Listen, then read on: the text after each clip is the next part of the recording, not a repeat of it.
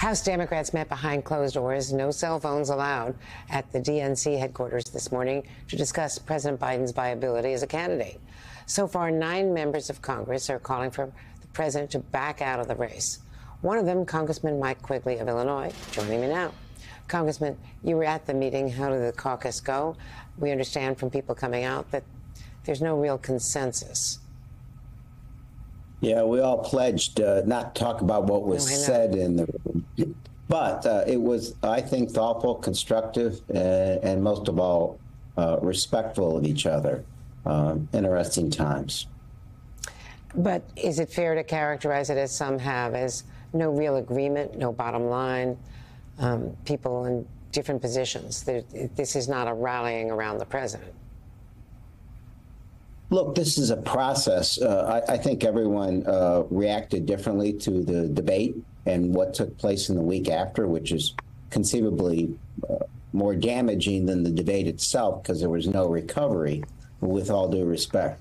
So I think members are processing this, thinking about this, talking to their constituents, looking at how it impacts the fall election, and they're coming to terms with this. They do this in their own way, in their own time. So I appreciate and respect that. I started speaking out last Tuesday because I am concerned that we are in a time crunch. I do believe we need to make a change and that we need to make it before the Democratic convention. Did anything you heard today dissuade you from that? I guess not. No, I don't think there's, I think it actually worked in the opposite direction. You know, it was very telling in that week that the president had very few press encounters. You know, what should have happened should have been calling every member they possibly could have and restoring some of that doubt and being far, far active. And it went the opposite direction. I don't think the interview went particularly well. You know, and some of the things he said in there concerned me when he said he wasn't sure he had seen the debate. But more troubling of all was saying that if we lose the House and the Senate and the White House, you know, how are you feeling? He'll say, well, what really matters is that people know I give it my best effort. You know, no. You know, what we should preface every discussion about this decision is about a second Trump presidency. I believe a second Trump term begins as it ends. And as you know, I was in the room on January 6th when the violent insurrection took place.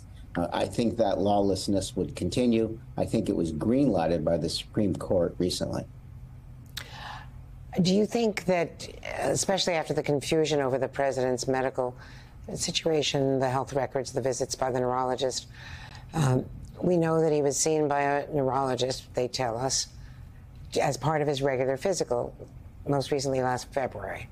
Do you think he should change his mind about what he told George Stephanopoulos on Friday and take a cognitive test by an experienced neurologist?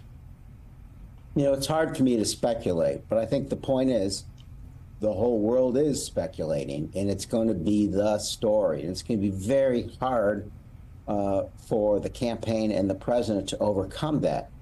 He has to be, I would respectfully say, more transparent and more understanding that this isn't just going to pass by him saying, I feel fine. They have to be very direct in what they do and whatever it is that it takes to convince the American people where they are. Because, as you know, things are trending down when we look at polling and all the things that seem to matter with this.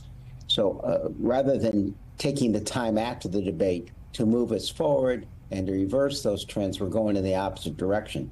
That change won't happen on its own. They have to take action. Again, respectfully believe what they've done so far can be seen as dismissive. I thought the letter yesterday to Congress was such. It's not particularly helpful. They have to meet this head on. I just don't see them doing that.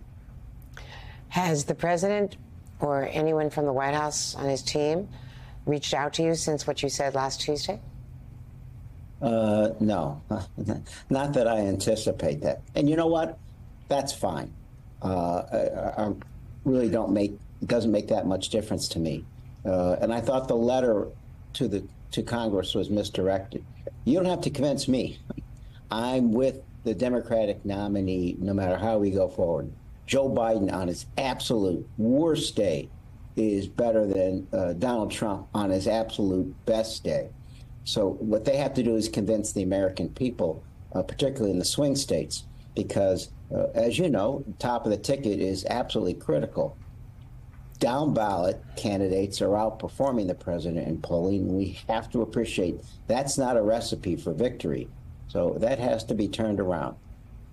Are you at all, put off or concerned, though, as many are, about the chaos that might ensue with letting, this thing get wide open, an open convention, or trying to build support for Harris if he would step aside? Yeah, I'll say this. My primary, secondary, tertiary concern is the next, if there is a Trump presidency again. So anything it takes to avoid that is preferable. And I think there is a process to move forward if there is a change in who we have as the nominee. We've got Democratic convention coming forward. I believe it does need to be legitimate and seen as legitimate and transparent to the American people. So we would move forward in that manner. To jump and say it automatically has to be one nominee or another, I think works against the concept of this being legitimate. Hey there, MSNBC fans. I'm Luke Russert, and be sure to join me, Rachel Maddow, Jen Psaki, Lawrence O'Donnell, Steve Kornacki, Joy Reid, and many more September 7th in Brooklyn, MSNBC Live Democracy 2024. Click on the link for ticket information. We will see you there.